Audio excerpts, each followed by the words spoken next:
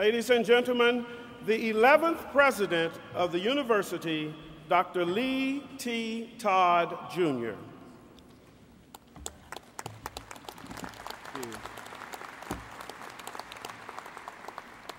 Well, good morning, and welcome to the University of Kentucky's graduate and professional commencement ceremony. In addition to the persons who will be introduced later as they participate in today's commencement activities, there are several members of the Board of Trustees, including the Vice Chair of our board, James Stuckert of Louisville, deans, and other academic officers on the platform. I'd like to ask those persons to please stand and be recognized.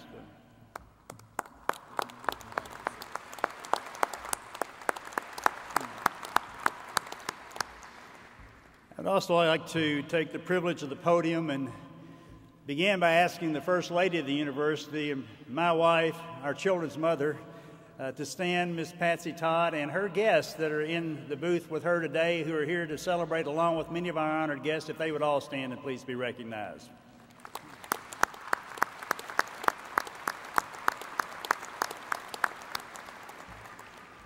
Which gives me a perfect entree into saying I would like for all of the mothers here today to please stand and let us recognize you for your major contributions.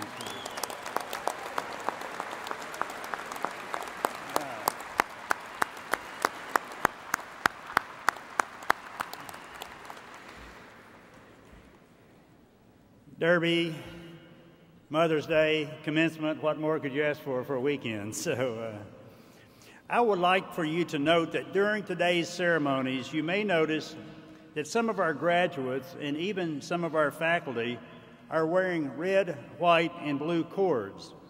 These honor cords recognize a very special segment of our Wildcat family.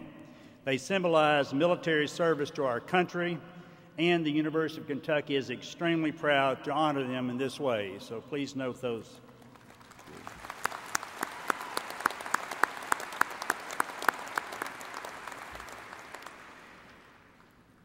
As the outgoing president, I was told when I first came that the new president gets to speak, and then the last commencement you get to speak.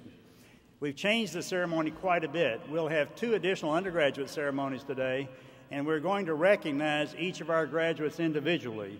So they've reduced my speaking time quite a bit, which I'm sure doesn't need an applause, but just rest assured I will be shaking about 3,000 hands today, so I'll keep this brief. But Vice Chairman Stuckert, members of the University of Kentucky Board, members of the Platform Party, Provost Subaswamy, honored guests, faculty, parents, friends and family, and most especially this graduating class of 2001. Thank you for being here for this very special occasion. It is slightly a bittersweet moment for me, but being the last commencement, but I would have to tell you that being 2 native Kentuckians, Patsy and I will cherish the memories of this opportunity to serve this institution, this state, for a long time to come, and we so much appreciate having been able to do this. Springtime in Kentucky has always been one of the favorite times. I used to say when I was in business, before I ever thought I'd have this job, there's nothing better than the springtime on a university campus, where you see the kids start coming out, reading outside, walking around, enjoying the weather. But the flowers on campus bloom. The prospective students are with their parents, looking at the possibility of coming to our campus. The students are rushing around, preparing for final exams, and we celebrate all these achievements in the culmination of this university commencement ceremony. Today I have the honor of standing in front of a very, very accomplished group of young minds. Our students are celebrating their past successes and looking into the bright futures that they have ahead. Today it is your day, and let me be the first of many to congratulate you on your great achievement. A little over 9 years ago on a Sunday afternoon in February, I gave my inaugural address. That day, I talked about the ambition necessary for us to raise our vision in this institution and in this state 15 degrees higher than what it had been before, and for us to choose challenge over comfort. This institution's been here almost 150 years, and it'll continue to be here. And it would be very comfortable just to keep it going the way it was. But we needed to choose the challenge. I challenged the institution to find a new way to dream. If we did not dream bigger, we would not meet the ambitious goals that were set for us by the Higher Education Act of 1997. And so today, 9.5 years later, we find ourselves in a different day, a new day, one when we celebrate some achievements and the new beginnings.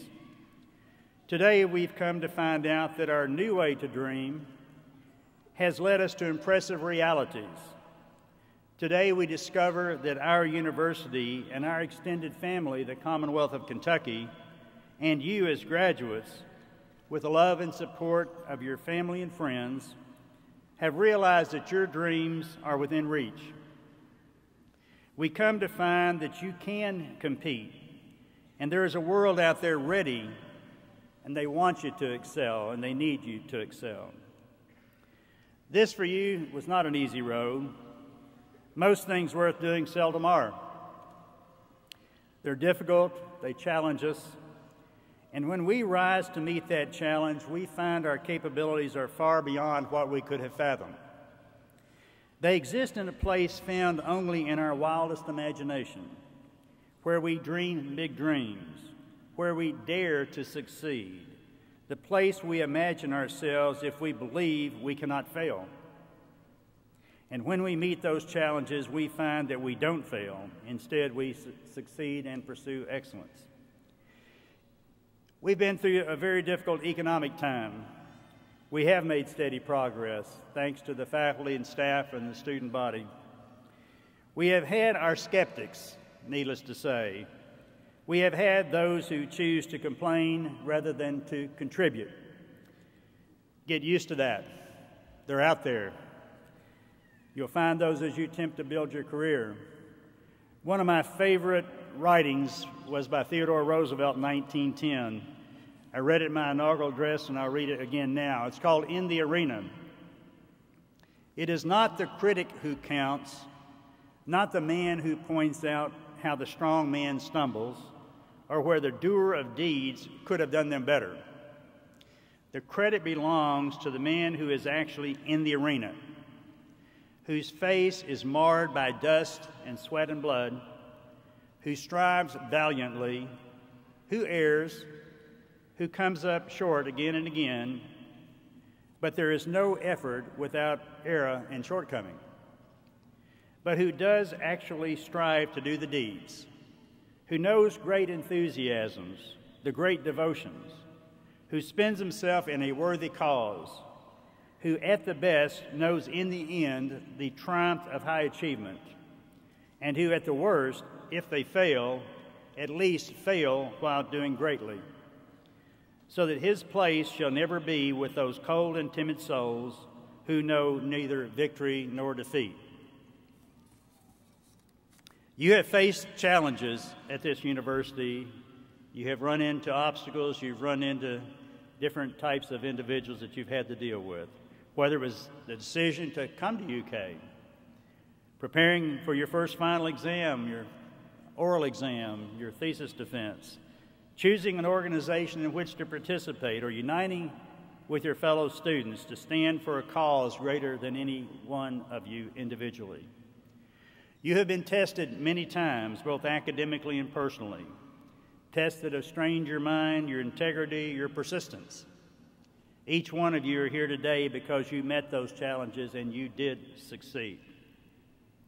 What is your next challenge? It could be additional graduate school, a new job, family. Perhaps you choose to serve your country. You've been given the tools to address life's challenges. In a few minutes, you will walk across this stage. Your name will be called, you'll come to the podium, and you'll receive your diploma. While this honor may be common parlance to some, it is not common to the majority of Kentuckians and a far cry from common to the vast majority of the world. You are one of less than 7% of the people in the world to have this credential. It's a rare accomplishment that is uniquely packaged with a rare opportunity to change the world around you. Commencement is both a celebration of the past and a recognition of a new beginning. A new beginning to positively impact society. The difference you make in business or hospitals, schools, churches, community centers, and firms and farms across the nation, this state, and this world. You face a new beginning to go out into the world and show them that the University of Kentucky graduates can compete with the best minds on the planet. A new beginning to prove to people that a UK graduate can be innovative and creative, that not only can we be a part of the next great discovery, but that we as graduates of this institution can lead the next discovery. Our faculty have provided you with the tools and skills that you need to compete in the global market. But that's where our abilities cease. Only you can make the decision to take them now into action. A century and a half ago, James Bowman imagined a new beginning for Kentucky.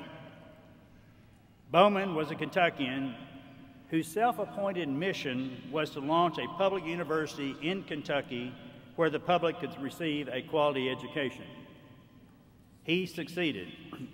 In its first year, 1866, the Agricultural and Mechanical College, later named the University of Kentucky, enrolled 190 students. You are one of hundreds of thousands who have graduated since that time. You are the ones who will create and nurture the changes that will move Kentucky forward. You are the realization of his dream, the embodiment of a new beginning that John Bowman sought many years ago. So I want to congratulate you as well as your family and your friends that supported you along the way.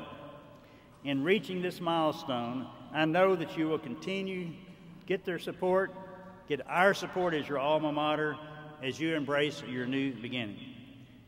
As you venture beyond the boundaries of this campus and accomplish great things, remember to face adversity, choose challenge over comfort, so that you will never have that place with those cold and timid souls who know neither victory nor defeat.